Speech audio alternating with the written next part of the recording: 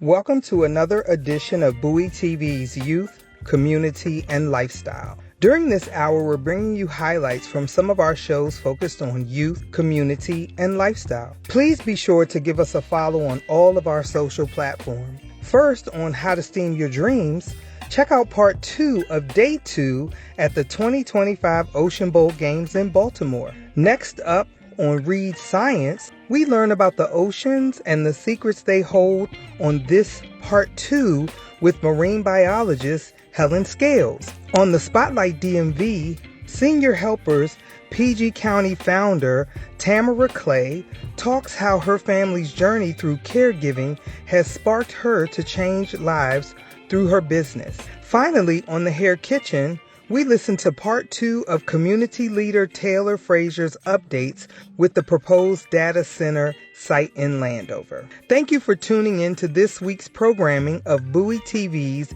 Youth, Community, and Lifestyle.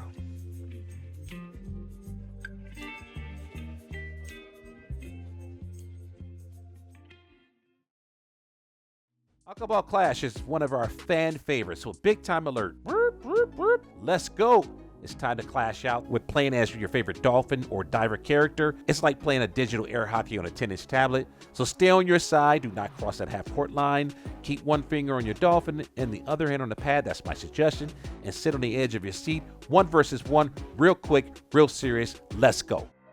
All right, here we go.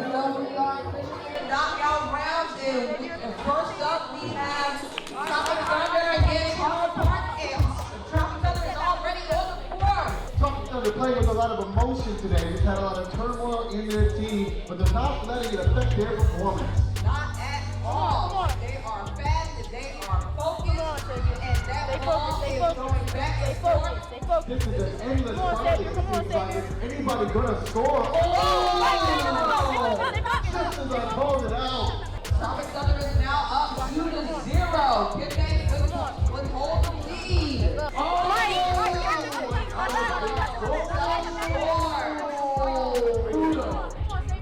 can bring it back. Calm down. Good for that sportsmanship. Tropic Thunder with the knockout. Got to lose. Tropic Thunder on 3, 2, 1. Tropic Thunder! Come on, y'all got this. Two-time champion back-to-back, so no out. I mean, you can't count out a state ready. State ready. Let's get it in the back. Oh, that's self-goal. We're talking about Come on. bringing the Thunder as usual. Remember, you got it. Come on. Come on. Let's go. You got this. Come on. Can the state ready sit back? Finally getting on the board. Is it time for the comeback?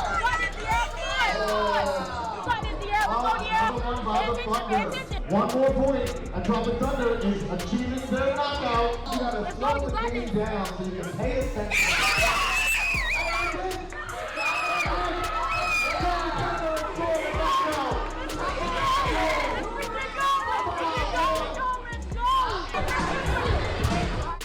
All right, and we're back with another Spotlight match. And just that quick, we are on the board. The balls are flying here like this. Up.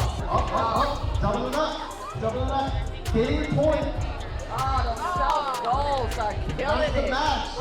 This is for all the marbles. You've already got the first goal. Second. They're on a streak. They're on fire. How you know they're in the water? Are we gonna have a 4-0 in this? A 5-0 lead? That's the game.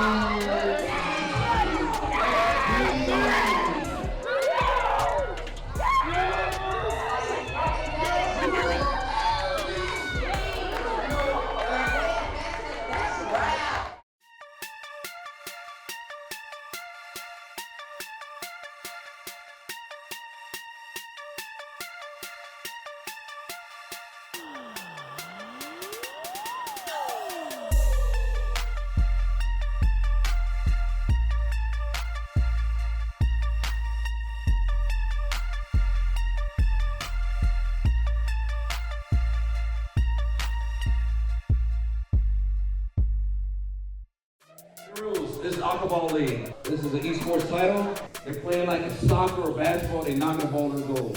The goal is going to be turning around, rotating. The rounds will be 2 minutes for the final, for the semifinals here. Okay?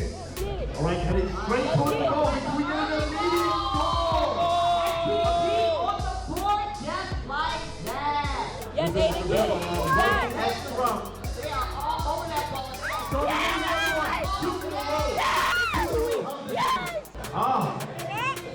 XPG still in control. Are they going? Oh, they're blocked. They're blocked. Oh! Up 3-0, it's the hat trick. That's game. First round, XPG. All right. XPG is off to an aggressive start. Swinging right towards the goal, but the goal is always moving. They're right line.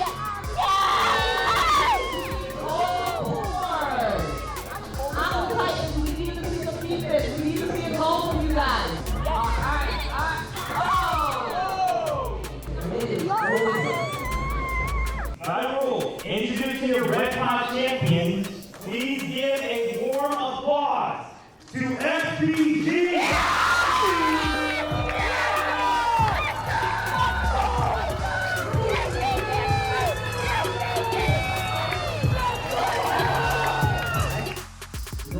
Always moving, just like someone can't make the group. We're still at 0-0. Almost 20 seconds down in the game.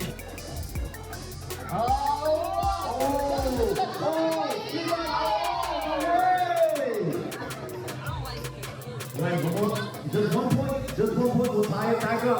Here's battle for the ball right now. They are pitching it. And towards it. It's going to start.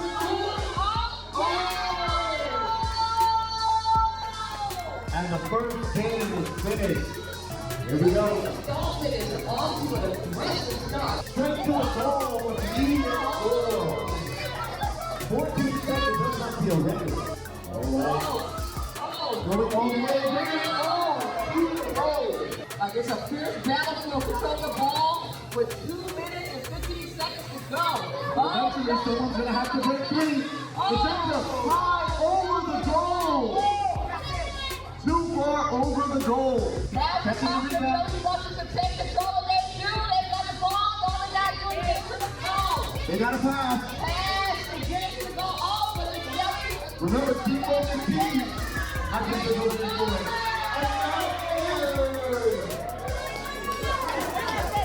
Ladies and gentlemen, I officially present to you with 2 of the finalists for the Blue Pie, the Harlem Park Jellyfishers.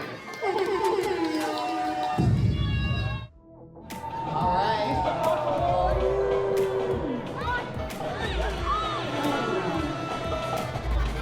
High in the air over the goal. But it's broken. XPG on the board first. Immediately. Let's see what the champs got. Always easy when you're winning. But can you handle adversity?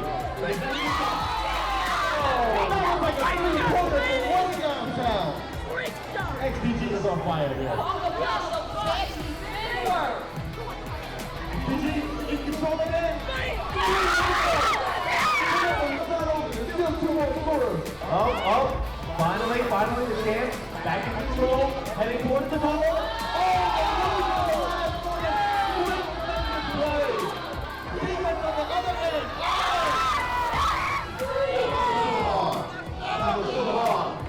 Follow the ball. Follow the ball. Can they angle it around? Bring that to your left. Bring this back. Maybe high up. Over the goal. That's a great strategy to keep pressure on them to keep them from the goal. Well, the pressure's just getting more intense. And they take it.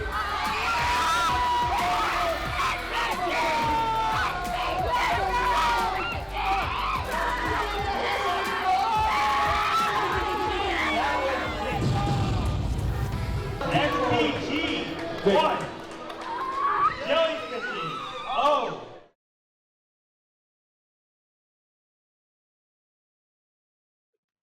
0. We're still, I think most of us, me too, reading the book, I discovered it's like I really have no idea how unfathomably big the ocean is. Yeah. And how deep it is, and it's big. I mean, it's so big. I mean, I tried in a couple of ways in the book to try and figure out ways of demonstrating that, but even my favorite was the marble. The marble, yeah. Did you like that? That was fun. I love the marble was fun. So the idea being, if you just took a normal glass marble, I haven't got one to hand, but anyway, I usually wave one at people when I'm talking about this. But yeah, the idea if you sailed out over to off to a part of really deep ocean, dropped it over the side of your ship, how long would it take to get through all the different layers of the ocean? It was partly an idea of showing that it's like this kind of layers of like in a sundae glass. I don't know if that's the word you would use in American. Parfait, maybe. Dessert glass. A trifle. Perhaps. A trifle glass, yeah. Nice cocktail, maybe. Anyway, but you've got all these different layers: the twilight zone, the midnight zone, the abyss, and then the Hadal zone at the bottom. And that, it would take like 6 hours to get to the very deepest trenches in the Hadal zone at the very bottom. And that is still, it's like that's just like, it's still just crazy, but crazy big. Well, I love that. I love that you said that. And actually, just before we leave the hydrothermal vent thing, I remember being in middle school. So everyone start calculating my age when the teachers had caught on to this big news and started telling us about it. And I was on Guam. So those watching who don't know this, my dad was in the Air Force and I lived on Guam. So surrounded by ocean for 6 years. Yeah, and really close to the Marianas Trench. Right. So some research vessels would take off from there. So and you went so far. I mean, okay, the Galapagos is probably a fair old sail from Guam, but for the hydrothermal vents, that's near the Galapagos. But that was the first ones, was the Galapagos ones. I'm sure there are lots. I know, a lot closer to Guam as well. And the Pacific is just generally a very exciting, geologically very exciting place to be, and oceanic. The stuff is amazing around there. So I know they've done some fantastic research more recently, actually, on seamounts and things around Guam. There's been some wonderful NOAA expeditions with amazing image brought back. It made me think of when I was a graduate student, and about the time of the explosion of interest and discovery of deterministic chaos everywhere. It's like somebody found, they found out it could happen. They discovered these nonlinear systems could do this. You got strange attractors and all of this, and suddenly they were everywhere. And it's like, now hydrothermal vents seem to be everywhere you look, almost, don't they? Oh, definitely in the places we know they form. Joanne, I'd love to ask, actually, do you remember how you felt when those discoveries were coming? Like, what did you think about that sort of, was it like alien life on Earth, or like, how did it? Yeah. The lipstick tube worms, those things were like, what? So now I was already a curious kid. My path towards science seemed to already be determined. But things like that just really, it blew me away. And I'm so grateful to the teacher to pointing it out. Now, my parents may have, but I doubt it. I remember being in school when I heard about it. So cool. And knowing that really, even though it wasn't near Guam, I'm here where, they were trying to do research and everything else. So that was really just so cool. Exciting. I remember being very excited about that, and that those things are living there. It's impossible. And the fact that we're still finding so much more. I mean, there's basically vents dotted all the way along the edges of tectonic plates, wherever they may be throughout the oceans. And a lot of them many have been studied, but many haven't. And pretty much every time somebody goes to look at a new one, it's like, oh, here's another weird thing we didn't know existed, whether it was a Yeti crab or a scaly-foot snail, or whoever knows what else is going to come next. But there's this amazing regional differences in vent life. They are very different in different parts of the Pacific. Those are these are all these crabs. Oh my gosh, it's like a mound of white crabs. Huge mound of crabs, exactly. Those are a type of Yeti crabs that were originally discovered again in their Pacific species. These ones, I think those particular ones those are Antarctic actually, but they were originally discovered in the Pacific. There's various different species, and they kind of dot themselves along the vent, these kind of linear, because the edges of plates are kind of form these lines across the planet, almost like it's sort of the stitching, if you like, between the tectonic plates. And the vents form there. And these ones, these are Antarctica. And you can see the density of life there. And that's the sort of thing you see, in the middle of a fairly sparsely populated deep ocean. Suddenly it's like, poof, okay, hang on, what's going on here?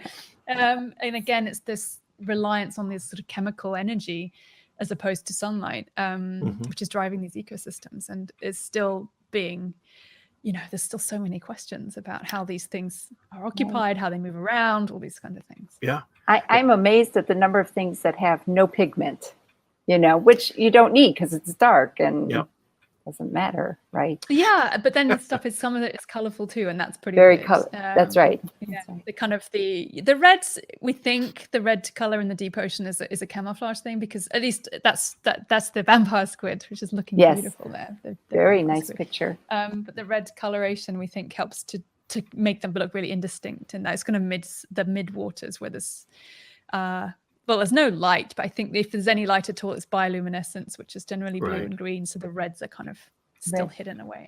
Blends in. So, and you did have quite some, a bit of explanation of the scaly foot snail, which is stunning. Isn't that a beautiful picture? That was really lovely. It was taken by for the book by a wonderful scientist called Julia Sigwart, who I spoke to as well. And she was involved in doing a lot of studies of these guys. They only live, these ones are very strange. Their shells are made of an iron-based compound, and there's nothing else we've discovered that does that. They have these tri-layered shells, and then the feet covered in scales. Right, and those are the iron, and they're iron-based scales as well too. As well, and so it's been latterly discovered. when they originally found, it's one of these things I love as well. You see something, something's discovered, especially animals in the deep ocean. We find things, and people go, that's especially something like that. These weird snails with these funny feet, and you think, okay, why is that? Why? What led to that? Where's the evolutionary pathway led to that? Why so not? The initial assumptions, and in fact, if you read my earlier book, Spirals in Time, I talk about these guys just briefly. And the theories back then were, well, those plates must be some kind of protective measure, like they're being attacked by something, right? They're being attacked by crabs or by other snails, which have these like poison darts to hunt with. Maybe they're protecting themselves. And then it turns out down the line, just a few years, more researchers have looked in detail, and they've taken some of these scales and they've looked at them under the microscope and found they're full of these tiny wee tubes, like nanoscopic tubes. And in fact, it's this incredible physical process whereby one of the problems with living in these vents, and what they're doing is they're relying on these bacteria that live inside them. They have these symbioses based on these chemical supping microbes, which are harnessing energy from chemicals coming out of the seabed. So it's like this dark equivalent to photosynthesis. So the chemosynthesis is producing carbohydrates, producing energy, but using chemical energy as opposed to sun energy. This energy from sunlight. So these snails, as well as the worms we've talked about, the giant tube worms and yeti crabs, everything else, are basically relying on these microbes. And the snails, like many, have them living inside them. But as a consequence of that process, that chemical process, they produce sulfur, which is toxic to many organisms, especially to snails. And these feet are pulling that sulfur out of their bodies down these tiny tubes like a tailpipe on a car. And then it's reacting with metals in the water and forming these iron compounds, which are then laying down on the surface. And so it's not an external threat, it's an internal threat that they're protecting themselves from. And no one thought of that when they first looked at them. But then you look a bit closer and you realize that's how they're doing it. That's one way they're surviving in this ridiculously extreme environment of a hydrothermal vent. And it's amazing. It's really cool. You wonder after the fact why everyone is so surprised, because you've given us this vivid feeling of the ocean, so unimaginably huge, and the water itself and the layers are so many different ecological niches, not to mention the surface, which is not just a featureless surface, but has topography of miles in variety, of mountain ranges that are huge, of deep canyons that are huge, of hot spots, of brine pools, of all sorts of things. And it seems to me there's an awful lot of Darwinism going on for people. It's like, it's a bunch of bunk. It's like, look at every place you look, there's another weird thing doing something that we couldn't even imagine before, because that's what they had to work in this environmental niche. And diversity of life evolves in the most interesting ways.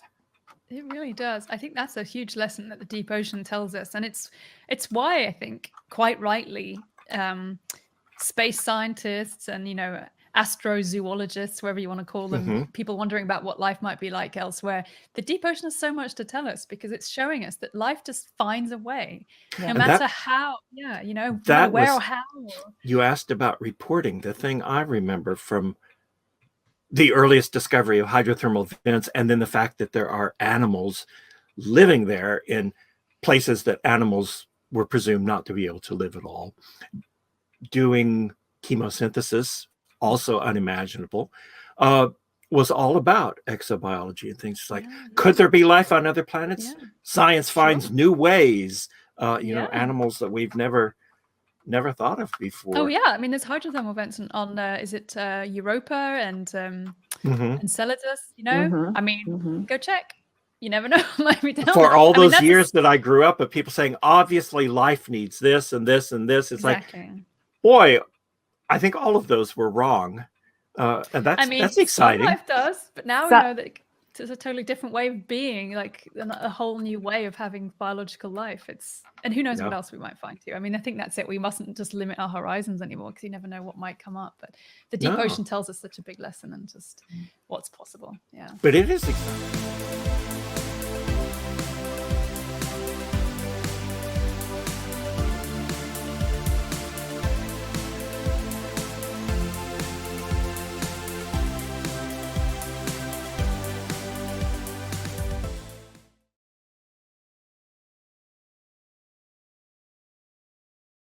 Hey guys, welcome back to another episode of the Spotlight DMV. It is your girl Rose, and this is where we highlight the movers and shakers of Prince George's County that are making an impact in the community. And today I'm here with a very special guest, the owner of Senior Helpers PG, Miss Tamara Clay. Welcome to the Spotlight. Thank you. Thank you so much for having me. Yes, I'm very, very excited because, your husband reached out to me on Instagram and he told me about Senior Helpers, and he was telling me that he wanted you to be on the show. He wanted everyone to know about the work that you all are doing in the community. And then after speaking to you briefly about how Senior Helpers came about, I was like, oh, people need to hear this story because this is a deeply personal story for you on how all of this got started. So tell us a bit about Senior Helpers and what it's all about. So Senior Helpers is a home care company. We have caregivers who go into the homes of mostly seniors, not all seniors. They go into their homes. They help with everything from companion care to light housekeeping, cooking, bathing, dressing, helping with incontinence needs. Also, just taking them on errands if needed, doctor's appointments. They will also take them to activities. We have a great relationship with the Bowie Senior Center where caregivers take them there, and just making them safe, making sure that they are safe in the home, making sure families have peace of mind. Yeah. And why this story also resonated with me. I have friends that are navigating this journey on dealing with parents that may need some extra care. And a lot of what we talked about was being able to change the narrative, right? Because it's been difficult for some to want to get help for their parents. For a lot of us, it's like, oh no, you don't put your parents in a home. You take care of your parents. So talk to us about, I know that the inspiration behind this, as I said, was personal. Tell us a bit about that, about the inspiration to getting this started. Okay, so I worked for a home health company in Washington, D.C. And but my personal story is my mom had ovarian cancer. And it came very suddenly. Uh, she went down very quickly. We found out once she started chemo, she only had 1 round of chemo and she could not handle it. So she pretty much within like a week, she needed assistance with walking and everything. And she lived in Long Island. I lived here.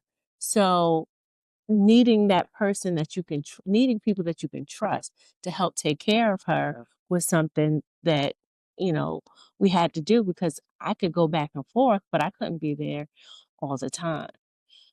So, that was a very personal thing for me. And you got to have someone there you can trust. And I tell people all the time, I'm like, this is your mother. Yeah. These are your parents. You want the best care possible. And now I'm still dealing with the same thing because my dad has dementia. So I'm able to relate to, my clients because I've gone through the same thing. Yeah, yeah. And so, when you were going through this, how did you navigate? Were you able to get help in the home for your mom? I was. I was able to get help in the home for her. We also worked with an amazing, when she went to hospice, a amazing hospice company. And it just was a blessing to me because my dad really, he was starting to, decline, as well. So I couldn't put that burden on him to take care of her by himself. So Yeah, yeah. And you touched on it a bit that your background was already in home health care. Tell us about that because, listening to your story, I'm like, oh, this was meant to be. So tell us about that part of it, your background. So I way back, I actually got my bachelor's in accounting and then my master's was in leadership and management. And I worked with nonprofit organizations, and then I moved to the healthcare sector. And I was the director of operations for a home health agency. And so you see the operations Yeah. portion of everything. And we work directly with the nurses, you work with the caregivers. And I had always wanted to become an entrepreneur. Um, I had seen a lot of information about franchising because I did some consulting work with Black Enterprise Magazine. So I used to work at their events. So I worked at their entrepreneurs conference and their golf and tennis conference and all those things. So I'm seeing so much, especially at the entrepreneurs conference. It was such amazing information. So I've always had that in the back of my head that I wanted to become an entrepreneur myself. And being in that field, I was like, you know what? I think this is the pathway I want to do. And so I started doing my research, and I would say I had narrowed it down to about 3 different franchises. And what made me pick Senior Helpers, it was the customer service. They were so personable. And I mean, I did look at the financials. I'm an accountant. That's what I do. But what got me over the hump, because there were others that had great, I saw their financials as well. I saw them all. You pull them, they send you all of that information. But it was how personable they were. And they are very helpful with everything. So that's what made me go with Senior Helpers, because the reality is we all offer, I can go to, you can go to any of these different companies. Yeah. We're all giving you caregivers and putting them in your home. However, it's about how they react to your family. Yes. How do they interact with them? How are they treating them like family? you know, are you calling the office and you're getting a person who is going to assist you? You know, we all have call services after hours. Well, a lot of times I'm answering the phone. 1 o'clock in the morning. I prefer you talk to me than the call center. Yeah. And I'm not saying that you never will, because you will, when I can't be available, but most times we're answering the phone. So when I have Mrs. So and so calling me, I can automatically, I know what's going on. I've personally interacted with them, so I have a better handle versus them batching me through and everything. Um, so that was the main thing for me. And even when I hire my caregivers, um, I have this one question, and sometimes they're looking at me like, "Why are you Yeah. asking me that question?" And I'll ask them. I said, "Are you okay with being in a home of someone who smokes?" And sometimes I get a and I just look at them. I said, "No, just say no." Yeah. And they're like, "But I mean, I think I could be okay." I said, "No, you don't want to be, you don't want to think you're going to be okay. You want to make sure you're okay. Yeah. Yeah. You want to be in a home. I want to put my caregivers in a home where they are excited to go to work. I don't want them to go into a home where it's like, oh my gosh, they smoke and oh my gosh, I'm gonna go home. So I'm like, cigarette smoke. So it's important that all parties are enjoying the experience. Yeah, yeah. And, we talked about this just before we started recording about the importance of having people in place that enjoy what they're doing. Mhm. And it's not just about the bottom line because, you're an entrepreneur. So, of course, the money comes into it. But again, that's what I love about this story that is so personal to you. And and then as an entrepreneur, because I do have entrepreneurs that watch, I love that you also had the business side under your belt, right? Because that's what we find in a lot of small businesses is someone that comes up with an idea and they don't necessarily have the business piece under Mhm. their belt. And so it gets difficult to navigate when you don't know about the financials, you don't know what paperwork is needed. And I'm not saying that you knew all the paperwork, but you had a sense of what it takes to run a successful business, and everyone does not have that. Mhm. So it's like that marriage of already having healthcare in your background and then the business side of it. Yeah. It's like the perfect marriage for this type of work.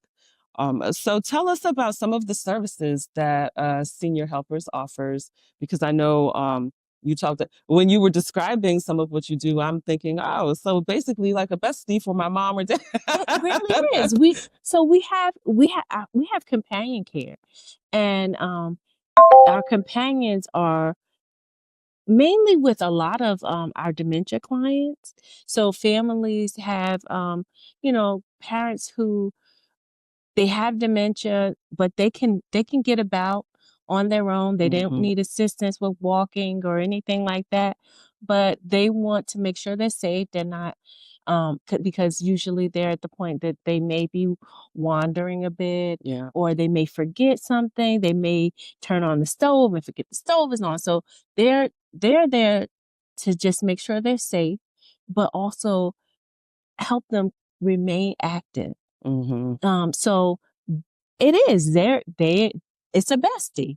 They go in, they talk, they go to the senior center, play bingo. The senior center has this wonderful memory clinic, so they take them to that.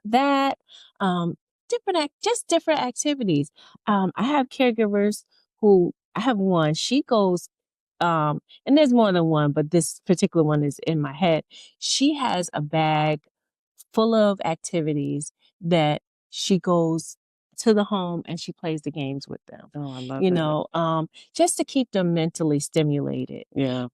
So I mean, those are the type of things that we do. But then you may have the ones who, they have incontinence issues, but you have that caregiver who's there to just make sure that they're comfortable and that they are, even though they have the incontinence issues, they're helping them to have dignity with Yeah. it, you know. Yeah. So And that's important. We talked about changing the narrative on being able to get help for your parents. mhm. And a big part of that is also dealing with your parents, because I know some of the pivotal points are like, oh, maybe they can't drive anymore, then you have to take the keys. Mhm. And so that's like a thing, that they feel like their independence is being taken, or like maybe they cannot walk, they might need assistance walking. I have an aunt and she needs some assistance walking, but she does not want to use a cane. Mhm. So she'll use an umbrella or she'll lean on you. Like, she does not want to use a cane. And I definitely get it, because she's always been like she's the elder, the matriarch of the Mhm. family. Mhm. So I'm sure that plays in her mind, that she doesn't want anybody to see that she's at a point now where she needs assistance. Yes. So what are some of the conversations that you have with both the families and also the parents that need the care? What are some of those conversations that you're having with them to educate them on why it's important to not just be the only one dealing with that? Mhm. It's the importance is, sometimes the ego just takes over and it's like, I'm not using that cane. I'm not using that walker. And it's even hard. You think it's hard to get them to use a cane, but that transition from a cane to a walker is even harder. And what I tell them is some of the experiences that we've had with families who don't want to use it or they don't want assistance. And then unfortunate the unfortunate events of them having a fall and then Mhm. they end up in the hospital, you know, or with something broken, things that could have been avoided. Those are the hard conversations that you have to have. We had someone who um, we met with the family. The family was like, grandma's coming home. She's coming with us. She had surgery. She had a hip surgery. And we know she needs assistance. Grandma came home. Grandma did not want anyone. So she was avoiding it and grandma fell. Oh my.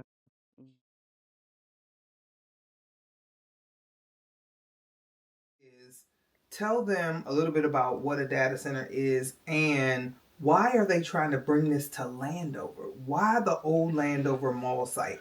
Why smack dab in the middle of a whole community inside the Beltway? And if y'all don't know what inside the Beltway is, it's the part of Landover, the part of Prince George's County that is the oldest. Outside of the Beltway are the newer homes where you hear about all the wealth that goes on in Prince George's County.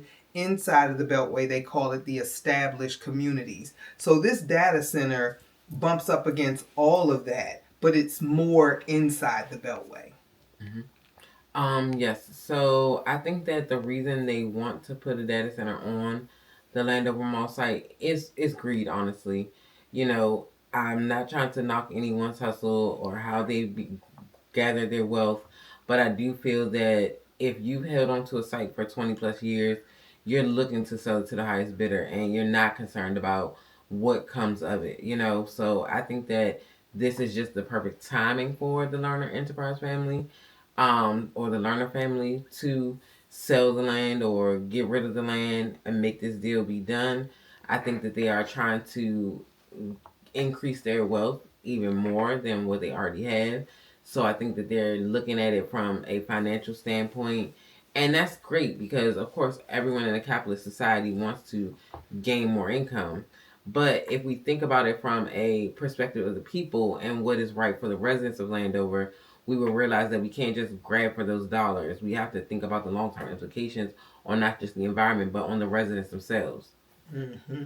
So, what are some of the immediate dangers that you see for the community with this data center coming? or with the potential of the data center to come? Yes, potential. Yeah, potential. The proposed data center would use 820 megawatts of electricity, and that is enough to power all the homes in Prince George's County combined. So I think that we need to think about that as far as raising electric costs and strain on the grid in our community, as others may have found if they did their research online. We have had rolling blackouts and water issues in Prince George's County and central Prince George's County. So we don't want to make that worse. We don't want to see that getting increased. We don't want the energy rates to increase. We would like to see PJM, which is the company that controls the energy rates, being held accountable for spikes in costs. They currently are not being held accountable for raising the electricity costs. And electricity, it's not made out of thin air, of course, but where it comes from and how it's made is not this labor intensive, cost super, super expensive process. And I think that we need to look at why PJM is charging us so much for something that they are creating and they hold the power of. I think that they have a choice in lowering rates, especially during the time of inflation, to say, hey, you know what, let's cut the people a break on their energy rates because everything else has gone up. Right. With tariffs and all of those things, we don't want to see our electric bill coming in the mail and now we're paying $100 more than we paid the previous month. So data centers, do they pay their fair share, or does it get put over onto the residents with the increased electric costs and the strain on the infrastructure that may already be being strained at this point? Yes, so the data center would not be paying its fair share. Larry Hogan actually implemented legislation that will waive the 6% sales and use tax for data centers in the state of Maryland. So they will pay a property tax at initiation or, annually, but they would not be paying the 6% sales and use tax that they would typically be paying. So that's taken away. And then when it comes to the rates of energy that they would pay, of course, we don't know specific numbers at this moment of what PJM would charge them versus what they charge a resident. But I can guarantee you that the numbers for PJM, the numbers PJM provides for the data center will be much lower than what they would be providing for a residential rate. So it sounds like that they could possibly offset the data center's electrical use charges and divide it amongst the outlying residents. Is that how that works? Essentially, yes. Because you'll see it in Loudoun County, Virginia now. Their electric bills have gone up. They are like data center alley there. They have the most data centers in the country. And it's a high concentration of data centers there. So they are paying for it with their water and energy costs. And I definitely don't want to see that happening for the residents of Landover, especially my family. All right. So what are the dangers that the data center or concerns that the data center could bring to the community? What are some of those to make people kind of really aware of what could happen?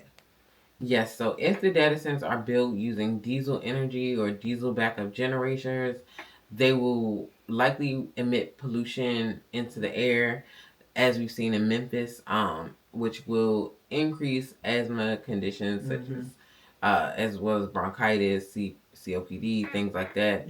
So we have to take that into consideration. The streams near the Landover Mall site feed into Lower Beaver Dam Creek, which feeds into the Anacostia, and that will affect DC residents as well as other area residents, not just Prince George's County residents. So we are trying to already clean up the Anacostia as it is, So why would we want to continue to pollute it or change the form of pollution that's going into the Anacostia? So when you talked about the pollution, what about, so I've seen some news where it talks about the light from the data center, and so I guess we get air pollution and now we're going to get light pollution. So is there a level or is there a standard of, like, at night this light is still going to be going as if it's daytime? What's the light about? I'm not 100% sure of why they need the lights 24/7. I don't know if it's for security purposes or just, to illuminate the glow of the data. Data. But, I think that the light pollution as well as noise pollution are going to be important factors to think about because there is an apartment community directly across from this site at Maple Ridge. Those residents are not going to be able to sleep without blackout curtains or, some type of blinds and shades up at all times. So it's really unfair to them to have that so close in proximity to where they live. And when you talk about blackout curtains and the community right there, on the other side, there's a senior community that was just built on the old Glenarton apartment site. I'm not sure the name of it, but when you talked about the pollution, I thought about the seniors who are on fixed incomes. They may not be able to change their residency to move to a place where it's healthier. And a lot of times they have health issues. So this is something that sounds like it could exacerbate situations where they may not even be able to just come outside or sit on their balcony, things like that because of the pollution. And then someone else also mentioned a hum. Are you familiar with what the hum comes from? Yes, so that's what I was mentioning with noise pollution. So yes, the data centers have a hum to them. There's a bunch of computers in a big space. There'll be echoes of that sound and it will carry even further. And we have population of white-tailed deer and other animals that inhabit that area that will be impacted directly by the sounds of the data center, not just the residents. How do you think this data center situation is going to impact the project might affect everyday life, from housing, value to local businesses, and environmental quality? I think that the data center is going to impact everyday life because our property values are going to go down. Because if you're living directly in an area impacted by a data center, initially the values will spike because people think it's great to go move near there.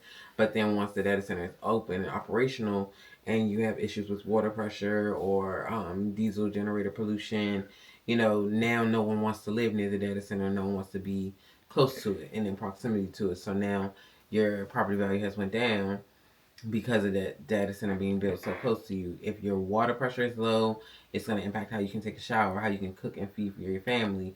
It's going to impact everything. And then if you're dealing with different air pollutants and noise pollution and stuff, it does make your day-to-day harder because your ability to just walk outside and breathe fresh air is impacted.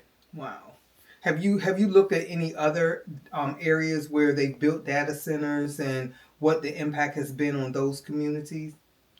Yes. So in Georgia, the Facebook Meta Data Center is a big one that is being showcased and kind of shown online and in the media. And then they also have challenges with data centers that are being placed in Pennsylvania as well as in Virginia and Loudoun County. You also talked about, I heard you had a conversation, you shared with me about the underwater, about the underwater data centers. Yes. So, and what are your thoughts on those? Are they good, bad? Foreign countries or other countries, they are experimenting with underwater data centers or placing the data centers somewhere where they can easily access the cooler water. But I'm just a little vague or unclear on the science behind it, on whether or not those water temperatures are cooled as the water is released back into the ocean or wherever this data center is located. So those are my biggest concerns, is that we aren't just putting it in the ocean and now polluting the ocean instead of polluting the air, Right, because we already dealing with global warming and all this other stuff that's going on. It's like, okay, we got climate change, we got global warming, we got the fish having to swim in hot water, so they're almost baked or fried or cooked. So it's like, if it's underwater and pollution, it almost seems like, oh, that's a great idea because then it won't. But then we got to think about it's going to pollute under the water, and it still will affect us in some sort of way. So, and because we haven't done too many studies on deep sea areas, like it's really an unknown. So we don't know how we would impact those creatures or animals that live in the deep sea area, or impact the planet from that perspective as well. Having those things on the sea floor can disrupt the ecosystem, and we don't want to disrupt the ocean's ecosystem. So in the other areas that you looked at, like Georgia, for example, you spoke about the Meta Center. Did it bring jobs to the community? Did it help the people in that area? Because some people are saying it's great, it's going to bring jobs, but how many jobs does it really bring? And that's the whole thing. From reports that I've seen, long-term jobs at data centers are in less than hundreds, at one facility. So at a hyperscale data center size, like what they proposed for Landover Mall site, maybe we would be looking at 100, 200 long-term jobs. Short-term construction jobs would spike temporarily.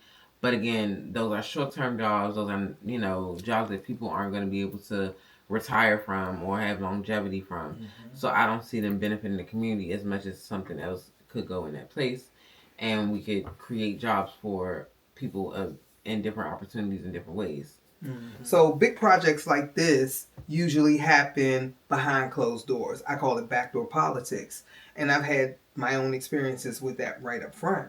So how do you think this decision came about to be in Landover, or came about in Landover when it comes to the political aspects? I think that it's a testament to environmental injustices that we have seen before take place in our community. The stadium is one environmental injustice that was open land, I believe, just like fields and things of that nature. There weren't many houses in that area, if any houses in that area at all. It was a farm. Yeah, so I think that they take these opportunities to showcase their power, showcase their inaccessibility, like they can't be touched or that they are untouchable. Mm-hmm. And this is an opportunity for us to come together as a community and show them that they can be touched, and that we do have power, and we do have the opportunity to speak out against things that are going to be injustices in our community. Mm-hmm. And who do you believe stands to profit from the data center? Oh, no doubt the Lerner family. I mean, the Lerner family is the wealthiest family in the state of Maryland. They stand to gain however many millions of dollars on the sale of the land or on a transfer or change. I'm not exactly sure of how the legality of it all works, but once it becomes a data center and that $5 billion investment comes into the county, best believe they're going to get a piece of the change, Mm-hmm. So I don't think it's fair to community residents to say, well, this family owns this land and they've held it for so long and they deserve to make their profit off of it just so that we can have a lower deficit at the county budget level. I don't think that that's fair. I think that if we are to be a county who's moving forward and progressive, then we need to look at other ways to generate revenue other than bringing a data center to the county. They made a lot of money the whole time Landover Mall was there. That is very true. Weren't they? Are they developers, property managers? They are developers. Yes. Okay. So they've made a. They didn't sell that land. Yes, they are holding on to it, and they can afford to hold on to it. Mm-hmm. So that's the unfortunate part of it. Is that if there was another developer that maybe was smaller that owned the property, but they have a lot of land, and the state has been promoting or marketing us as a data center hub. So we have false advertisement of infrastructure that isn't really there because the grid isn't as stable as they want it to be. They're saying that our fiber optics are top of the line in the county.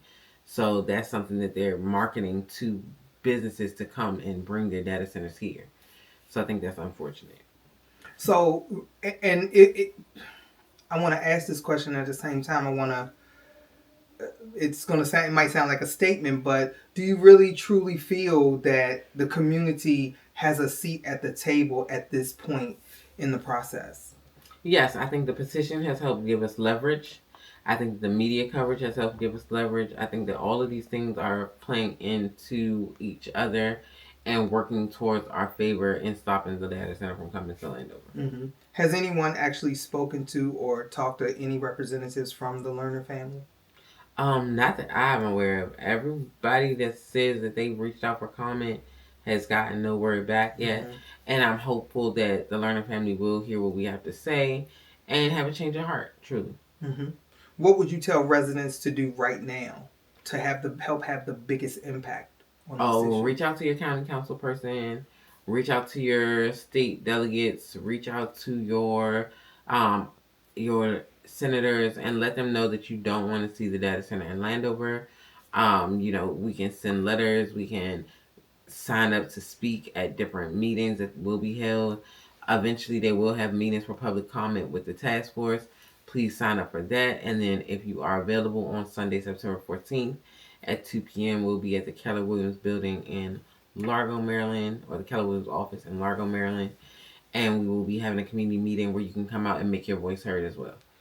Okay, and so you mentioned people in DC being affected because of the waterways, and you mentioned people upstate north of Prince George's County being affected. What can people from outside of Prince George's County do to help have an impact on this, because it's going to impact their communities as well? What would you recommend that they do?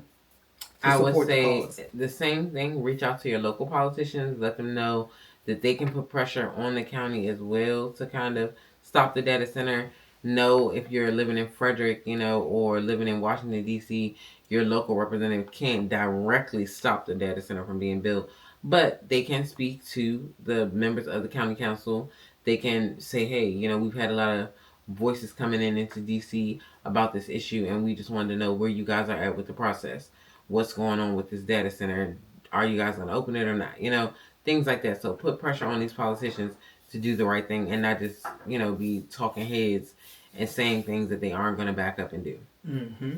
And what message do you want to leave with the decision makers who may see this interview? What would you like to say to them? What would I like to say to the decision makers? I would like to let them know that this is something that I'm willing to stand up for no matter what. I'm not willing to back down on this issue. I will see this through to the finish line. And I'm just prepared to stand up for Landover. Okay. And what message would you like to leave with the with your neighbors and people who call Landover home? What would you say to them? That we are resilient, as I said in my video, and we can stand up together. This is not my fight alone. I am a leader in this fight, but I rather we go further together. I'd rather we go further together than to do it alone. That sounds really good. Well, thank you so much for sharing your story, your passion. I'm glad that you had a chance to use your voice, because like I said before, I heard you mention the data center. I'm from Landover, and I didn't know, I lived in Landover for years, and I didn't know anything about the data center. I remember when the stadium was coming and the people who were displaced and the business owners who had their businesses there because they put it in District 5 and it was supposed to bring all this money to our area and all these jobs, and that's not what the outcome was. People come and go, the wear and tear on the infrastructure, the disruption every time. And I'm not knocking. We all love our team, but the surrounding community does take a hit from that. And I just feel like more could have been done to offset what happens every time we have our favorite team fans come to the community, because it's not about the team really, it's about the wear and tear and the infrastructure outside. So I can only imagine what the data center, if we don't stop it, what could really happen to us in that situation here in Landover. So I just want to say thank you. You've been busy. We've seen you all over social media. When I go to your Instagram page, I see you talking, and I've seen you all day long. So keep up the good fight. You're doing a great job. I'll be here for it. And if you need us to do anything, just let us know. Okay, thank you. Thank you so much.